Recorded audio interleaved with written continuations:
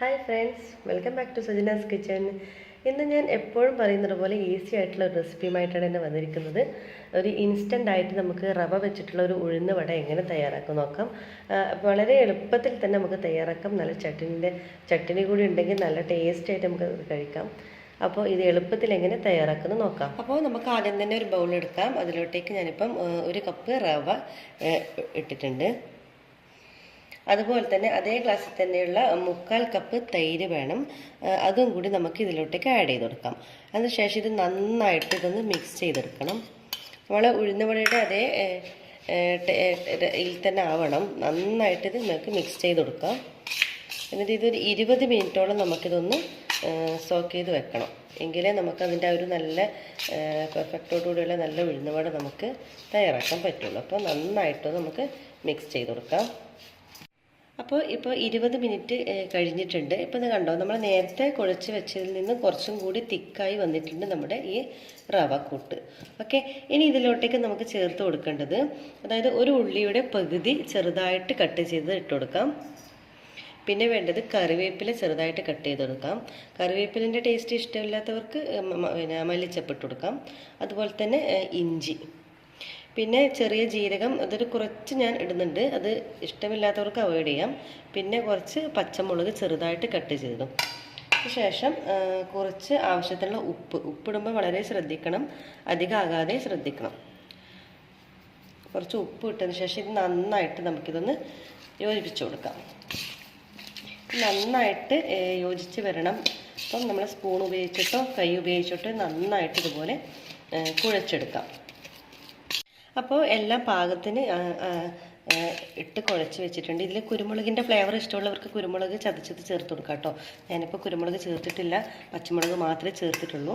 പിന്നെ ഇനി നമുക്ക് തയ്യാറാക്കുന്നതിന് മുൻപ് മാത്രം നമ്മൾ ചേർക്കേണ്ടതാണ് ബേക്കിംഗ് സോഡ.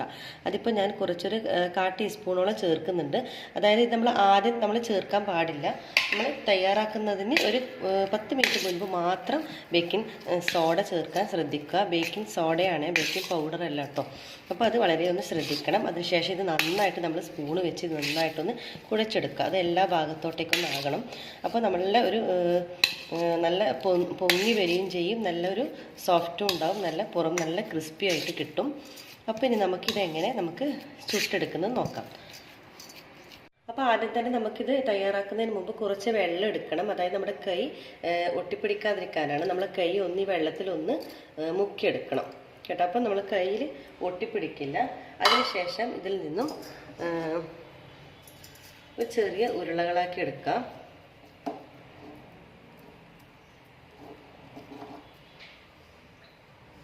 അതിനുശേഷം ഒരു തള്ള വിരൽ കൊണ്ട് ഇതുപോലെ ഓൾസാക്കി കൊടുക്കാം. ഇനി ചൂടായ എണ്ണയിലോട്ടേക്ക് നമുക്ക് ഇട്ട് കൊടുക്കാം.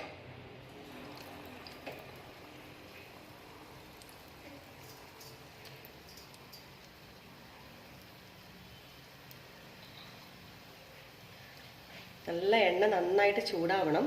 ഇതുപോലെ ഒരു ഉരുളകളാക്കിയ ശേഷം നമ്മൾ ഈ തള്ള വിരൽ കൊണ്ട് ഒരു ഓൾസ് ഇട്ട് കൊടുക്കാം. ഇതിലോട്ടേക്ക് ഇട്ട് കൊടുക്കാം.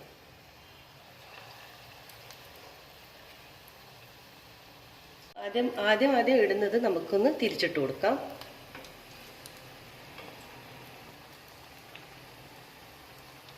കണ്ടോ, ലൈറ്റ് ബ്രൗൺ കളറായി വരുന്നുണ്ട്. അപ്പം നമുക്കിത് തിരിച്ചിട്ട് കൊടുക്കാം.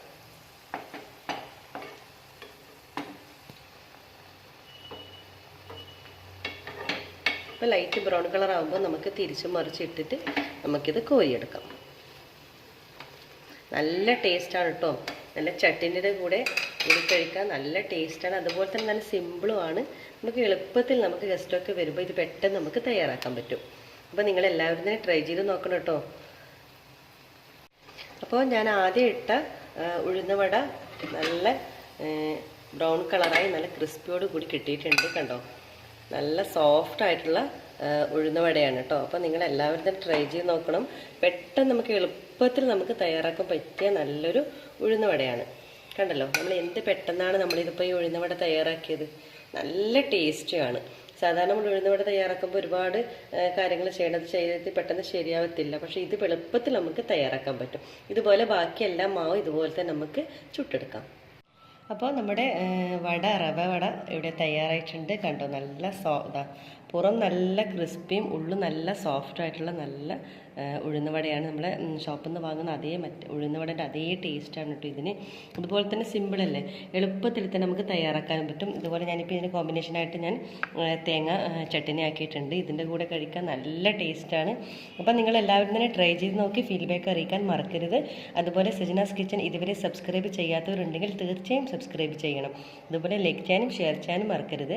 ബെൽ ബട്ടൺ ക്ലിക്ക് ചെയ്താലേ ഞാനിടുന്ന പുതിയ വീഡിയോസിൻ്റെ നോട്ടിഫിക്കേഷൻ നിങ്ങൾക്ക് ലഭിക്കുകയുള്ളൂ. അപ്പോൾ ഇതേപോലത്തെ ഈസി റെസിപ്പിയുമായി നമുക്ക് വീണ്ടും കാണുന്നത് വരെ എല്ലാവർക്കും താങ്ക് യു.